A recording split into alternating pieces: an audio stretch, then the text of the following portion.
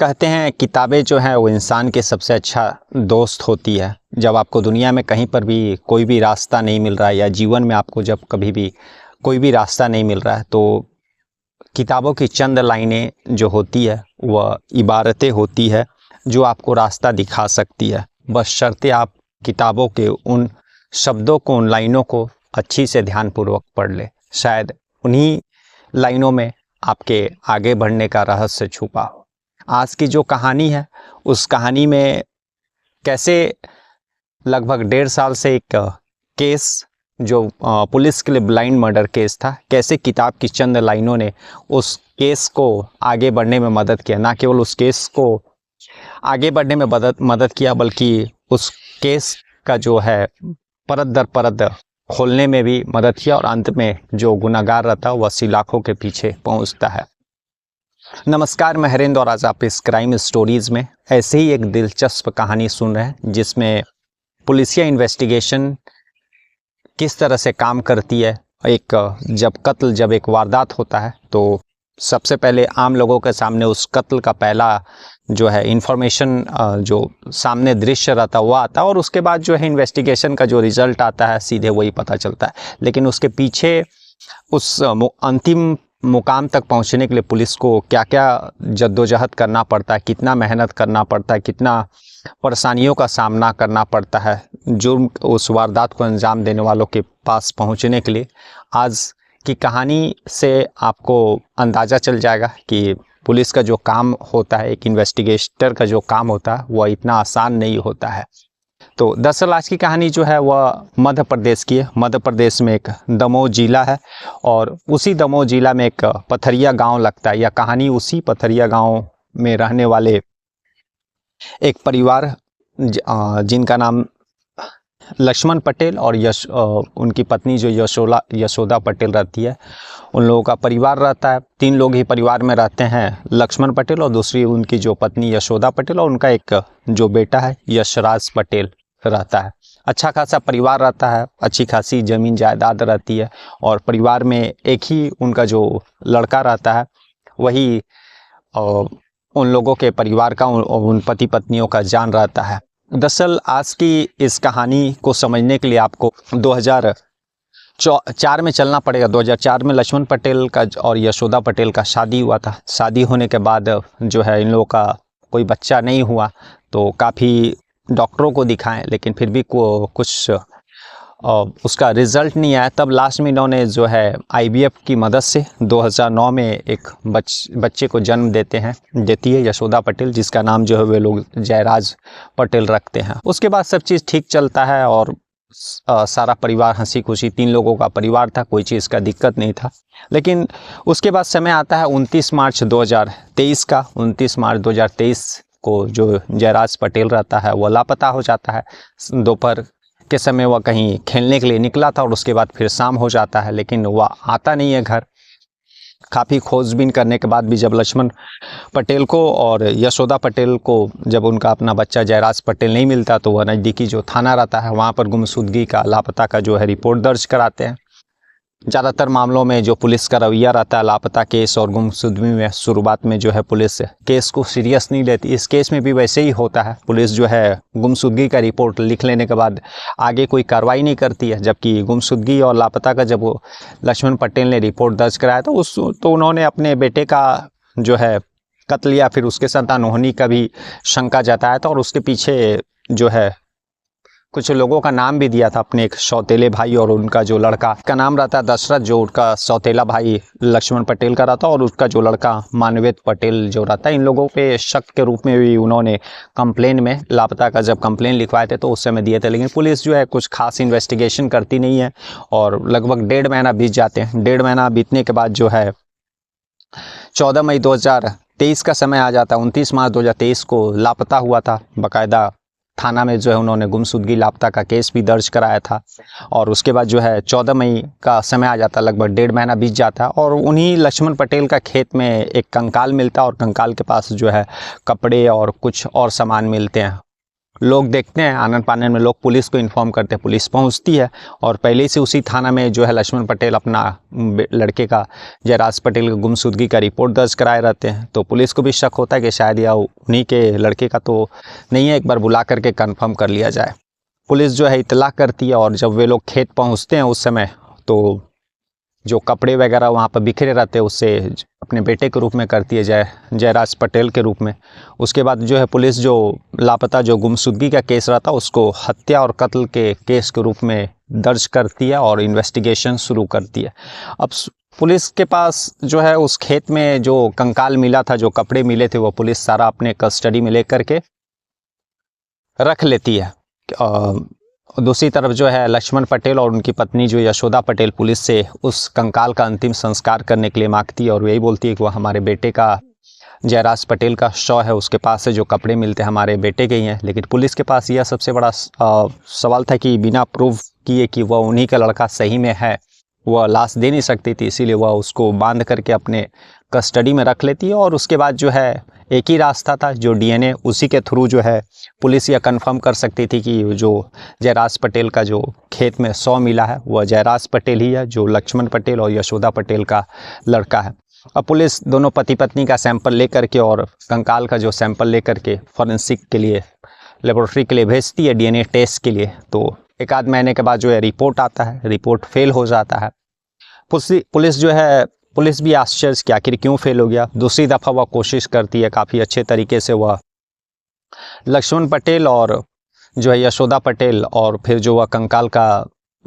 जो नमूना डीएनए के लिए लेती है और उसके बाद फिर जो है वह चंडीगढ़, जो देश का सबसे अच्छा फॉरेंसिक लेबोरेटरी है, वहाँ पर डीएनए टेस्ट के लिए भेजती है। और कुछ दिनों के बाद वहाँ से भी जब रिपोर्ट आता है तो वह भी फेल बताता है। अब पुलिस के पास यह समझ में नहीं आ रहा था कि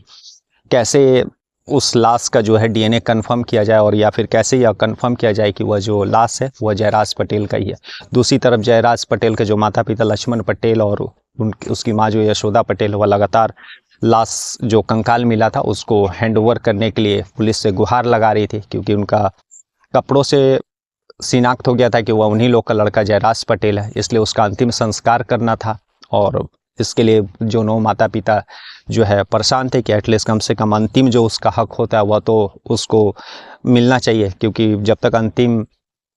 संस्कार नहीं होगा तब तक उसके जो बच्चे का है आत्मा वो भटक रही है। इसके लिए वो बाकायदा वे लोग पुलिस के आला अधिकारियों से भी मिलते हैं और जो उस इलाके, उस ज़िले के जो मंत्री रहते हैं उन लोगों के पास भी दोनों माता पिता लक्ष्मण पटेल और यशोदा पटेल मिलते हैं और इसके लिए बाकायदा वे लोग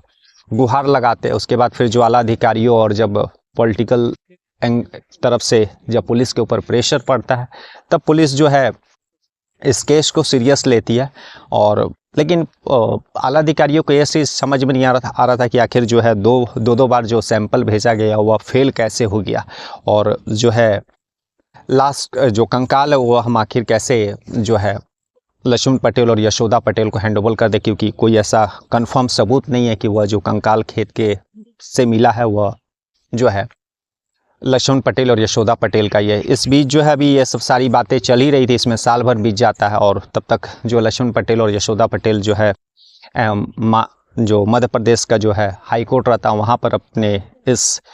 हक के लिए, अपने बेटे के इस अंतिम संस्कार के हक के लिए अप्लाई कर देते हैं। जो है मध्य प्रदेश हाई कोर्ट का आदेश भी आ जाता है पुलिस को कि वह कंकाल जो मिला है वह लक्ष्मण पटेल और यशोदा पटेल को हैंडओवर कर दिया जाए, क्योंकि लाश के पास से जो कपड़े मिले उन्हीं के बच्चे का, जो जयराज पटेल है, उसी का है। 12 मई 2024 को जो है लक्ष्मण पटेल और यशोदा पटेल अपने बेटे जयराज पटेल का अंतिम संस्कार कर देते हैं और लगभग 13 महीने के बाद उनको अपने बेटे का कंकाल मिलता है अंतिम संस्कार के लिए। और इधर जो है पुलिस अपना इन्वेस्टिगेशन करते रहती है। तभी जा कर के मई के बाद जो है जून जुलाई के करीब में जो पुलिस के आला अधिकारी रहते हैं, जब उन पर पॉलिटिकल प्रेशर पड़ा था और जब इस केस को मध्य प्रदेश के हाई कोर्ट ने आदेश दिया था कि वह कंकाल को हैंडओवर करने के लिए, तभी से वह मामला जो है आला अधिकारियों के भी नज़र में आ गया था। लेकिन सबसे बड़ा सवाल था कि वह इस केस को सॉल्व कैसे करे। दो बार फॉरेंसिक लेबोरेटरी नमूने के लिए भेज दिए लेकिन वह फेल हो गया है। उसके बाद जो आला अधिकारी रहते हैं ESP, जिनका नाम रहता है संदीप मिश्रा, वे एक दिन जो इसी अपने फॉरेंसिक टीम और फिर फॉरेंसिक के रिलेटेड बुक्स पढ़ रहे थे, तभी उनको यह जानकारी मिलती है कि अमेरिका में भी ऐसे ही एक मिला जुला केस आया था, जहाँ पर एक आईवीएफ तकनीक से पैदा हुआ जो बच्चा रहता है वह गुम हो गया था, और उसका जो है गुम लापता होने के बाद जो है जब वह मिला था तो उसकी पहचान के लिए जो है इसी तकनीक का मदद लिया गया था, बल्कि उसका कोई ब्लड या फिर उस तरह का नॉर्मल जो सैंपल लिया जाता है इंडिया में डीएनए मैच के लिए, तो वह सैंपल नहीं लेकर के उसके पसीने या फिर उस तरह लार जो बोलते हैं इस तरह का सैंपल लिया गया था, और उसके बाद फिर उससे मैच हुआ था, और फिर उस लापता गुम हुए बच्चे को उसके सही माता पिता को हैंड ओवर किया गया था। तो पुलिस के जो संदीप मिश्रा रहते हैं एसपी वहाँ के मध्य प्रदेश के उस जिला के, तो उनके लिए जैसे ही यह लाइनें जब वो बुक्स में पढ़ते हैं तो उनको यह केस याद आता है, और यह केस को सॉल्व करने का उनके पास आइडिया, उनको तरीका मिल गया रहता। पुलिस जो है तीसरी बार डीएनए के लिए नमूना लेने वाली रहती है। इसके लिए जयराज पटेल का जो टोपी, जो शर्ट, जो उसका कुछ खिलौने रहते हैं या फिर ऐसी चीज़ें जो जिससे वह हमेशा अपने पास रखता था, पर्स या फिर हाथ में कुछ पहनने वाला, तो उन सारी चीज़ों को लेकर के पुलिस जो है डीएनए टेस्ट के लिए भेजती है, और इस बार जो है लगभग 1 महीने के अंदर डीएनए मैच हो जाता है, और इससे साबित हो जाता है कि जो शख्स जिसका कंकाल खेत में मिला था वह जयराज पटेल ही था, जो लक्ष्मण पटेल और यशोदा पटेल का बेटा था। तो पुलिस के पास जो है सबसे बड़ा उस जिसका कत्ल हुआ रहा था उसी को शिनाख्त करना अभी तक चैलेंज था, तो इसलिए पुलिस जो आगे नहीं बढ़ पा रही थी, क्योंकि जब तक जिसका कत्ल हुआ उसका अगर शिनाख्त कंफर्म नहीं हो तो पुलिस कैसे आरोपियों को और बाकी गुनाहगारों को पकड़ेगी, क्योंकि फिर वो केस में कोर्ट में जो है केस प्रूव्ड नहीं हो पाता। और इसके अब पुलिस को जब जिसका कत्ल हुआ था उसका जो है पहचान मिल गया था, अब पुलिस जो है फिर से इस केस का इन्वेस्टिगेशन करती है, सारा चीज़ एक एक चीज़ बारीकी से चेक करती है। तब पता चलता है कि जब लक्ष्मण प्रसाद और यशोदा पटेल ने अपने जो बेटे का गुमशुदगी का रिपोर्ट लिखाया था, उस शुरुआती रिपोर्ट में ही उन्होंने शक के रूप में अपने सौतेले भाई और उसके बेटे पर शक जाहिर किया था। उसके बाद पुलिस जो सौतेले भाई के बेटे मानवेंद्र को जब उठाती है, तब जब पूछताछ करती है तो वह जब कड़ाई से पूछताछ करती है तो वह टूट जाता है और बताता है कि दरअसल उसने ही जयराज पटेल का कत्ल किया है, और उसने जो कत्ल किया वह 28 मार्च को किया। 28 मार्च को वह दोपहर 12 बजे जयराज पटेल को साइकिल सिखाने के बहाने ले करके गया, मोटरसाइकिल सिखाने के बहाने, और खेत तरफ साइकिल सिखाने बोल करके लेके गया, और उसी खेत तरफ उसने उसका गला दबाकर हत्या कर दिया और उसी खेत में उसको गाड़ दिया। और 28 मार्च को उसने कत्ल किया था जयराज पटेल को, और पुलिस को 1.5 महीने के बाद जो है वह कंकाल लक्ष्मण प्रसाद के ही खेत में मिला था। और उसके बाद जो है पुलिस 25 अगस्त इसी महीना जो 5 दिन पहले 25 अगस्त 2024 को दोनों जो मानवेंद्र रहता और उसके जो पिता दशरथ पटेल, इन दोनों को गिरफ्तार करके जेल भेज देती है। तो आज की कहानी यही थी, जिसमें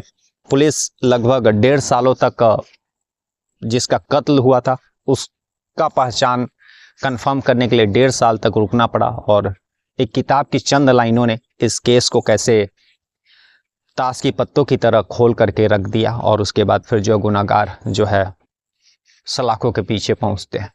तो आज की कहानी सुनाने का उद्देश्य किसी को परेशान करना, हैरान करना नहीं है, बल्कि आज की कहानी सुनाने का उद्देश्य यही था कि पुलिस जो केस इन्वेस्टिगेशन करती है उनका काम भी जो है बहुत डिफ़िकल्ट होता है। बहुत सारे दुनिया में ऐसे केसेस होते हैं जहां पर पुलिस जो एकदम ब्लाइंड हो जाती है, पुलिस के पास भी कोई भी सबूत नहीं रहता है, लेकिन एक समय पुलिस उस केस में लगे रहती है, और कुछ समय के बाद एक समय ऐसे आता है कि उस केस में पुलिस को क्लू कहीं ना कहीं से मिल ही जाता है, और फिर जो है अपराधी सलाखों के पीछे कानून के कब्जे में होता है। कल हम लोग फिर ऐसी किसी कहानी के साथ मिलेंगे, तब तक ले नमस्कार, जय हिंद, जय भारत।